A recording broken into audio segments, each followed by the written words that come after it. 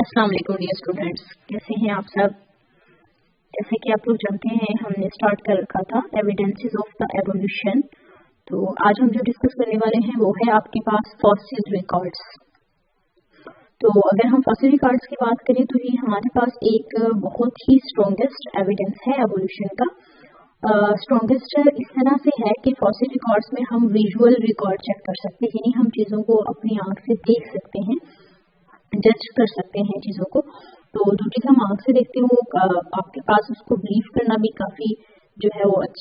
आसानी हो जाती है उस चीज़ को, इसके बजाय कि हम किसी की बात सुने। तो फॉसिल रिकॉर्ड सारे एविडेंसेस में से एक आपके पास बहुत ही स्ट्रॉन्गेस्ट एविडेंस है किस चीज़ को एक्सेप्ट करने के लिए, कि एवोल्यूशन को। तो अगर आप लोग चेक करें तो देखिए ये it provides a visual record in a complete series showing the evolution of an organism। अगर हम एवोल्यूशन की बात करें तो बेटे एवोल्यूशन जो है वो हमारे पास मूव करती है सिंपलेस्ट टू द कम्प्लेक्स। तो अगर हम यहाँ पे देखें सिंपलिसिटी, तो अकॉर्डिंग टू एवोल्यूशन, तो हमारे पास अगर हम चेक करते हैं अकॉर्डिंग टू बायोकेमिस्ट्री, यानी हम उसकी मोलेकुलर चीज़ों को चेक करते हैं या मोलेकुलर बायोलॉजी या फिर सेल की बेस बात करते हैं, तो हमारे पास जो सिंपलेस्ट लाइफ हमें नजर आती है, जो एंसेस्टर है ऑल दी लाइफ, तो वो आपके पास प्रोकैरियोट्स ही कंसीडर होते हैं। कि हाँ ये चीज़ भी आपके पास प्रूफ है कि प्रोकैरियोट्स जो है वो सबसे सिंपलेस्ट है और यही हमारे पास एंसेस्टर कंसीडर होते हैं अभी की जितने भी आपके पास यूकेरियोटिक लाइफ है। तो इस तरह से आपके पास अदर एग्जांपल अगर हम देखें, क्रोनोलॉजिकल अपीयरेंस होता है आपके पास एक सीक्वेंस फॉर्म में ऑर्डर्स का प्रेजेंट होना। तो अगर हम चेक करें स्ट्रक्चर्स को, तो हमें वर्टिब्रेट्स में से सबसे जो सिंपलेस्ट स्ट्रक्चर नजर आता है वो आपके पास फिशिस का है। अगर हम नेक्स्ट चेक करते हैं आफ्टर फिशिस जो थोड़ा सा कम्प्लेक्स स्ट्रक्चर है वो एम्फीबियंस का है। नेक्स्ट टू एम्फीबियंस जो है वो आपके पास रेप्टाइल्स हैं, और देन सबसे जो कम्प्लेक्स है वो आपके पास क्या है, मैमल्स एंड द बर्ड्स। तो ये तो हम स्ट्रक्चर की बेस पे बात करें, तो अगर हम इनके एवोल्यूशनरी फॉसिल रिकॉर्ड्स को चेक करते हैं तो इन द पास्ट बहुत पहले जब हम डिगिंग करते हैं अर्थ की, तो हमें जो है वो सबसे पहले जो मिलते हैं फॉसिल्स वो आपके पास सपोज ये आपके पास अर्थ है, तो हम यहाँ बहुत नीचे सबसे पहले अगर हम डिगिंग करते हैं तो हमें यहाँ पे किसके फॉसिल्स नजर आते हैं, जस्ट फिशेस। इट्स मीन कि उस टाइम पे जस्ट फिशेस ही अवेलेबल थी और कोई भी ऑर्गेनिज्म नहीं था वर्टिब्रेट्स में से। देन हम थोड़ा सा अपवर्ड मूव करते हैं तो हमें आफ्टर फिशेस जस्ट जो है एम्फीबियंस के फॉसिल्स नजर आते हैं। देन अपवर्ड मूव करते हैं तो यहाँ पे हमें कुछ रेप्टाइल्स के फॉसिल्स भी मिलते हैं, यानी इस जगह पे अब आपको फिशेस के भी नजर आएंगे, एम्फीबियंस के भी और रेप्टाइल्स के भी। तो इट्स मीन कि इस जियोलॉजिकल टाइम स्केल पे ये तीनों जो आपके पास वर्टिब्रेट्स हैं वो अवेलेबल थे। तो देन हम सबसे रिसेंट अगर हम डिगिंग यहाँ पे करते हैं तो इस जगह पे अब हमें मैमल्स के भी और बर्ड्स के फॉसिल्स भी नजर आते हैं। तो इट्स मीन जो सबसे आपके पास बाद में आने वाले वर्टिब्रेट्स हैं वो आपके पास हमें फॉसिल रिकॉर्ड से भी पता चलता है कौन से हैं, मैमल्स हैं और आपके पास क्या है, बर्ड्स। तो ये चीज आपके पास जो है फॉसिल रिकॉर्ड एक बहुत ही गुड एविडेंस है एवोल्यूशनरी पॉइंट ऑफ व्यू को एक्सप्लेन करने के लिए। तो अगर हम यहाँ पे देखें तो जो हॉर्स की एवोल्यूशन है उसकी हिस्ट्री चेक करें तो ये भी आपके पास एक स्ट्रॉन्ग एविडेंस है फॉसिल रिकॉर्ड के अकॉर्डिंग, क्योंकि हॉर्सेस जो थे अगर उनको चेक करें तो सबसे स्टार्टिंग में बहुत ज्यादा सिंपलेस्ट थे, उसके बाद जैसे हम नेक्स्ट मूव करते हैं तो फिर कम्प्लेक्स और फिर आज के दिन के जो आपको हॉर्स नजर आते हैं वो अवेलेबल है।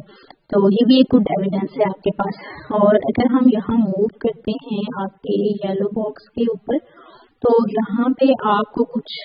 डेफिनेशन जो है वो बताई है कि फॉसिल्स हमारे पास क्या है। तो बेटे फॉसिल्स जो होते हैं ये रिमेन्स होते हैं, ये बकियाजात हैं कुछ ट्रेस फॉर्म में जो ऑर्गेनिज्म पास्ट में कहीं रहा करते थे जियोलॉजिकल टाइम में। तो जब वो उनकी डेथ होगी तो with the past of time जो उनके रिमेन्स हैं वो इकट्ठे होते रहे हैं, तो ये आपके पास क्या होता है, फॉसिल्स कहलाता है। और वो जब उनकी डेथ हुई होगी ऑर्गेनिज्म धंस गए होंगे मे बी सैंड के अंदर, रेत में, गम्स वगैरह में, आइस में, और आइस में हमें ऑर्गेनिजम्स के फॉसिल सबसे बेस्ट मिलते हैं क्योंकि आइस जो है टेम्परेचर वहाँ कम होता है और जो डिकम्पोजर्स होते हैं उनका बॉडी को डिकम्पोज करने वाला प्रोसेस जो है वो वहाँ पे स्लो डाउन होता है, तो वहाँ पे जो इम्प्रेशन होते हैं ऑर्गेनिजम्स के वो बाकी रह जाते हैं और वो अच्छे फॉसिल्स हमें वहाँ से मिल जाते हैं। तो बेसिकली जो ऑर्गेनिजम्स की बॉडी होती है, अगर वो ओशन में है या वाटर में है, तो आपको पता है ओशन में हमारे पास कैल्शियम कार्बोनेट होता है, तो ऑर्गेनिज्म की जो ओरिजिनल बॉडी होती है वो सपोज अगर डिकम्पोज हो गई है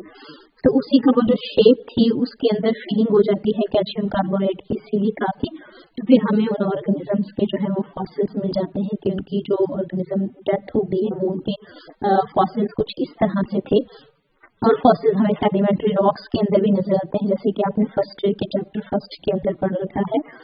जब हम लोग लिविंग वर्ल्ड इन टाइम और लिविंग वर्ल्ड इन स्पेस की बात कर रहे थे। तो सेडिमेंट्स भी हमारे पास गुड एविडेंस है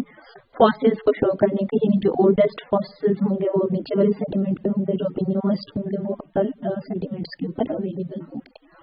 तो ये आपके पास जो एविडेंस है फॉसिल रिकॉर्ड्स। अगर हम नेक्स्ट मूव करते हैं तो फिर आपके पास आता है कंपैरेटिव एनाटॉमी। कंपैरेटिव आपके पास वर्ड यूज होता है कंपैरिजन करने के लिए, और एनाटॉमी हम लोग इंटरनल स्ट्रक्चर्स की जब बात कर रहे होते हैं, तो कंपैरेटिव एनाटॉमी भी एवोल्यूशन को एक्सप्लेन करने के लिए एक बहुत गुड एविडेंस है। जैसे कि हम लोग अगर बात करें, हमारे पास एनाटॉमिकल सिमिलरिटीज भी एग्जिस्ट करी हैं डिफरेंट स्पीशीज के अंदर, और ये एक गुड पॉइंट है जो हमें बता रहा है कि जितने भी डिसेंडेंट्स आए हैं एंसेस्टर से वो सब मॉडिफिकेशन के साथ है, जैसे कि हमें डार्विन ने एक्सप्लेन किया था। तो इसको हम एक एग्जांपल से देखते हैं। फॉर एग्जांपल हम देखते हैं कि जो स्केलेटन एलिमेंट्स हैं हमारे पास, जितने भी वर्टिब्रेट्स हैं like mammals, humans, cats, whales, bats और जितने भी अदर मैमल्स हैं क्लास मेमिलिया वर्टिब्रेट्स में अगर हम चेक करें तो सबके जो 4 लिम्स हैं उनमें बोन के स्ट्रक्चर जो है, जो एनाटॉमी है वो सबकी सिमिलर है। तो ये भी एक स्ट्रॉन्गेस्ट एविडेंस है जो हमें बता रहा है एनाटॉमी को कंपेयर करके कि जितने भी क्लास मेमिलिया के मेंबर्स हैं वो सब कॉमन एंसेस्टर रखते हैं, लेकिन फर्दर जैसे ही उनको इन्वायरमेंट चेंज मिला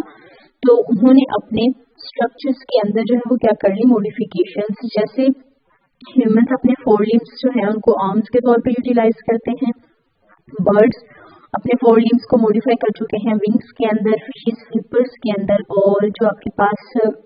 है बफलोस, कॉल्स वगैरह वो 4 लेग्स के अंदर उसको मॉडिफाई कर चुके हैं। तो ये हमारे पास जो है ये कॉमन एनाटॉमिकल थीम्स हैं जो कि मॉडिफाइड हुए हैं with the passage of time, और ये डाइवर्जेंट फंक्शंस हैं। डाइवर्जेंट क्या होता है कि कॉमन एंसेस्टर है सारे मैमल्स का, लेकिन जैसे उनको एनवायरनमेंट डिफरेंट मिला तो वो डाइवर्ज हो गए, और सबके स्ट्रक्चर तो सेम है लेकिन सबके फंक्शंस जो हैं वो क्या हो गए हैं, डिफरेंट। तो इस तरह की हम लोग कैरेक्टरिस्टिक्स को कॉमन एंसेस्टर को हम होमोलॉगी का नाम देते हैं। होमोलॉगी और एनालॉगी आपको शॉर्ट क्वेश्चन फॉर्म में पूछा जा सकता है, ये आपके येलो बॉक्स के अंदर भी एक्सप्लेन किया गया है।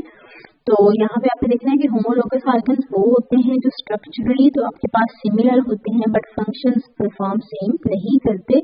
जैसे इसमें आपको 4 लिम्स की एग्जांपल दी जा रही है, मैन, बैट, हॉर्स, व्हेल्स वगैरह, और ये सब किसकी टाइप है, किस किस्म की एवोल्यूशन की टाइप है, होमोलॉगी डाइवर्जेंट एवोल्यूशन, यानी इसमें एंसेस्टर तो सेम था बट अभी चीजें जो है वो क्या हो गई हैं, डाइवर्ज हो गई हैं, बिखर गई हैं, एक पॉइंट पे रही नहीं है। एनालॉगी अब आपके पास क्या होता है, एनालॉगी में होता है कि आपके पास फंक्शन सिमिलर नजर आ रहे होते हैं और स्ट्रक्चर जो होते हैं वो क्या होते हैं, डिफरेंट होते हैं। जैसे कि हम एग्जांपल लेते हैं, जो विंग्स हैं आपके पास बर्ड्स के, बैट्स के, इंसेक्ट्स के, सबके स्ट्रक्चर तो सेम नहीं है बट सबका फंक्शन सेम है कि फ्लाई करना है। तो ये आपके पास कन्वर्जेंट एवोल्यूशन की टाइप है। अब कन्वर्जेंट कैसे है कि ये ऑर्गेनिज्म ऐसा है कि इनके एंसेस्टर तो सिमिलर नहीं थे लेकिन इन्होंने एक जैसे इन्वायरमेंट को अडॉप्ट किया और किसी एक सिंगल पॉइंट पे आके कन्वर्ज करके इकट्ठे हो गए हैं। तो ये आपने एमसीक्यूज के लिए भी यहाँ से याद रखना है, और ये शॉर्ट फॉर्म में भी आपको पूछा जा सकता है। होमोलॉगी किस किस्म की एवोल्यूशन की टाइप है, तो डाइवर्जेंट है, डिफाइन भी करना है इसको। एनालॉगी कौन सी है, तो वो कन्वर्जेंट है। तो अगर हम थोड़ा सा नेक्स्ट मूव करते हैं तो यहाँ आपके पास मेंशन है कंपैरेटिव जो एनाटॉमी है ये सपोर्ट करती है एवोल्यूशन को, और ये उसकी रिमॉडलिंग फॉर्म में है कि जो एंसेस्ट्रल स्ट्रक्चर्स हैं उनकी रिमॉडलिंग हुई है और उनके फर्दर जो डिसेंडेंट्स आए हैं उनके फंक्शंस में क्या हुई है, काफी चेंज आया है, मॉडिफाई हो गए हैं फंक्शंस आपके पास। अब ऐसे हम फ्लावर की एग्जांपल लें तो ये भी आपका MCQ में कुछ हटा सकता है, तो ये भी आपके पास होमोलोगस की ही एग्जांपल बनती है। अब यहाँ पे हम फ्लावरिंग पार्ट्स को होमोलोगस में कैसे कंसीडर कर सकते हैं, क्योंकि कहा ये जा रहा है कि जो पास्ट में लीव्स हैं, जो लीव्स हैं उनसे ही फर्दर आपके पास सेपल्स बनी है, पेटल्स मॉडिफाई हुई हैं, स्टेमन्स बने हैं और कार्पल्स बने हैं। तो फ्लावर भी हमारे पास जो है वो मॉडिफाइड फॉर्म है